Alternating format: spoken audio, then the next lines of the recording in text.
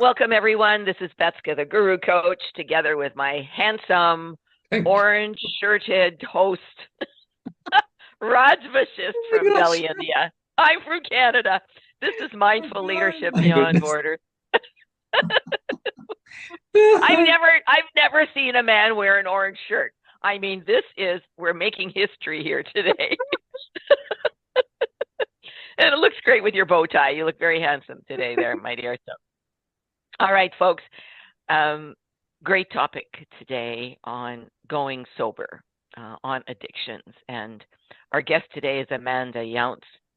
She is a sobriety speaker, and I want to give you a fairly long intro on her, so bear with me. But the intro is important before we get into recording the podcast. She is the visionary. Amanda is the visionary behind the Empowered Sobriety Coaching Program. Just that name alone.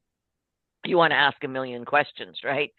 Designed to help women transition from surviving to thriving after 90 days of sobriety.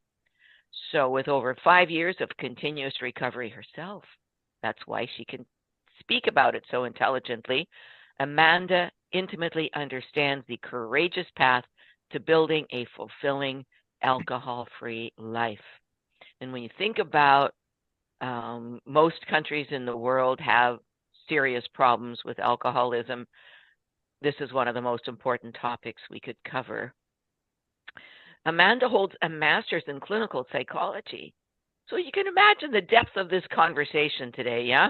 A master's in education administration and a lifestyle and wellness certification from Harvard Medical School.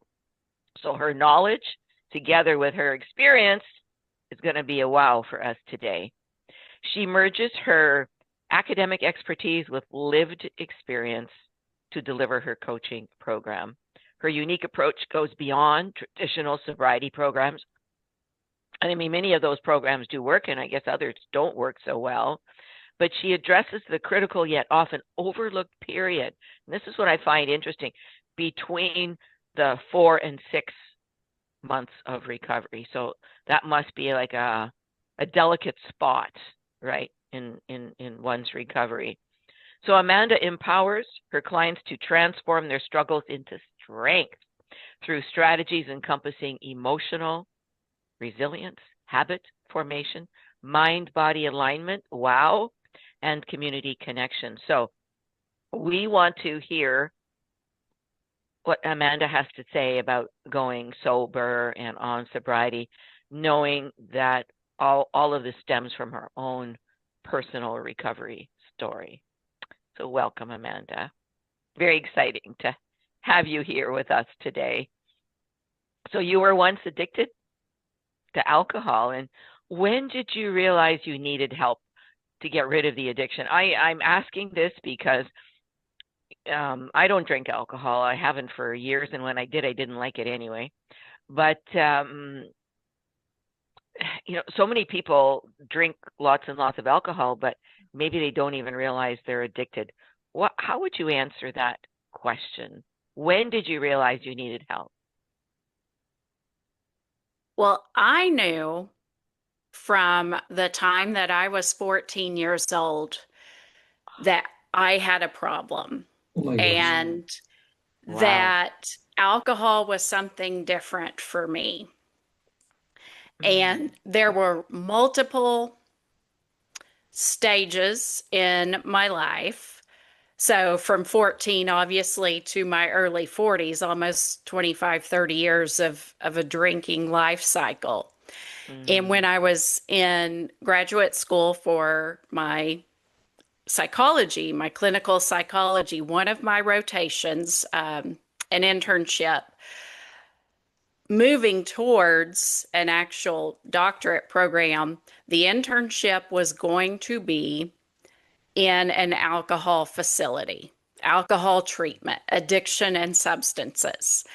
And I had such an adverse reaction because I'm realizing I can't work with folks. I have my own problem that I left the program because I didn't know how to cope So I Wow. left and ran away rather than going, hey, maybe there's a problem here.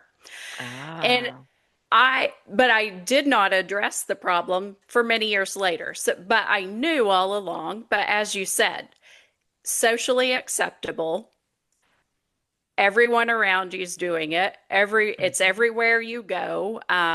Over the course of my life, it's become more and more prevalent that I would not have a wedding, a baby shower, of all things, a funeral, a birthday party without alcohol being there. There's no Mm. event I could think of that alcohol wasn't present. So, of course, I don't have a problem. Were there consequences? Yes, I had consequences, but was I high functioning, as my education would show, as my career employment would show? I'm moving up the scale. And so it was never big enough for me to actually address. I would have what I called moments of detox, meaning I would go 3 weeks a month, dry out,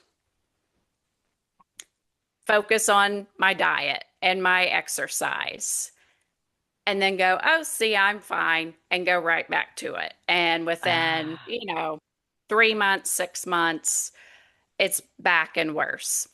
And Mm.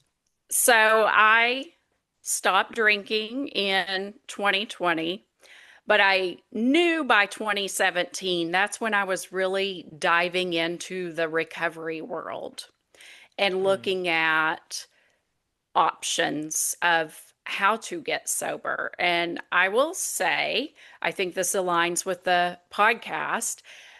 Many of the avenues that were available pre probably 2015 in America were very faith based, isolated in church basements. And I tend to not disparage programs because I think there are programs that are going to work for when you're ready, it's going to work. You have to Yep. accept it. Mhm. But when you look at a traditional AA program, which was a 12-step program that was very religion based and that did not align with my spiritual practices at all, which at the time I had none. Um, there was no way I was going to surrender and work the steps and go through one of those programs. So I am educated and I do my research and I do my back study, and I started looking into women that were making a move in recovery. Authors, podcasts were becoming a thing then. Of wait, there are other ways to get sober that I'm not going to have to go in isolation, in shame, hiding from folks in a church basement. There are other means now that I could go through. And so through 2017 through 2020, I would dip my toe and I would read books and I would follow podcasts and speakers, and I knew it was time, but it took until I actually had the time and space to know I want to do my life differently. I Mm. had gone through several deaths in my family, and when you witness death firsthand and you write obituaries, it made me reflect on what do I want my obituary to say? What do I want my life to be? And I knew if I wanted it to read as I wanted, I was going to have to. Alcohol was the one thing because I had tried to shut out everything else and change everything else except for alcohol. And that was the final acceptance. It was Mhm. the thing. But um what were some of the challenges you were experiencing internally and externally that made you realize that you were an alcoholic? Wh- what were those? You know what I'm saying? Yes. The obvious is financial. I mean, Oh. I had a six-figure job and yet I was in debt. How does that happen? Because Mm. the amount I was spending on alcohol, just the poor decision making around finances, Okay. poor relationships Okay. because I would be drunk and have an argument, or not even emotionally capable of maintaining any sort of deep relationship that wasn't superficially based on alcohol. So I Mhm. soon learned I had a lot of acquaintances. I had a lot of friends who liked to party, but we didn't have anything in common. So forming those relationships, and then honestly, even just being able to cope. Um, but then ultimately, the physical symptoms started. I had neuropathy, tingling, night sweats, heart palpitations, terrible acid reflux to the point that I would wake up in the morning and regurgitate just from Mm. brushing my teeth. So Oh the my. physical symptoms were where this is a problem Yeah. beyond acclimating socially. But Mm. that honestly, the social aspect was what kept me from seeking treatment and help sooner. Was how am I going Mm. to all of my Mm. friends drink? I had no friends, no one that I knew that I traveled with or did anything with that alcohol wasn't involved. Mm-hmm. Did the people that you loved, the people who were closest to you, did they ever talk to you about your alcoholism? Honestly, I would bring it up Oh. as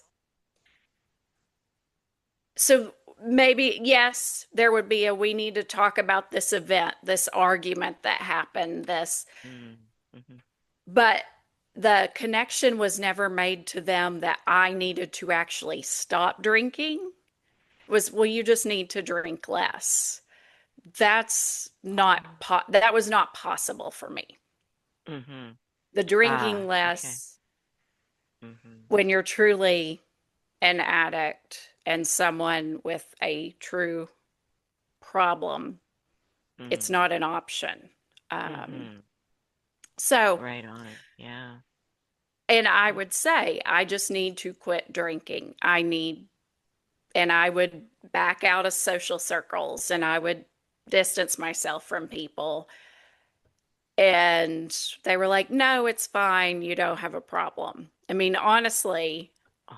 it, it's, it was shocking because Well, I maybe it's appeared fine, normal. Yeah. normal. You have a Yeah. job, Mm-hmm. this. You're not the homeless person drinking out of a paper bag type image that people have. And it's like, no, Mm-hmm. this is someone that when you think you go home to your family or you leave the party, I go home and continue drinking by Mm. myself type Mm. thing.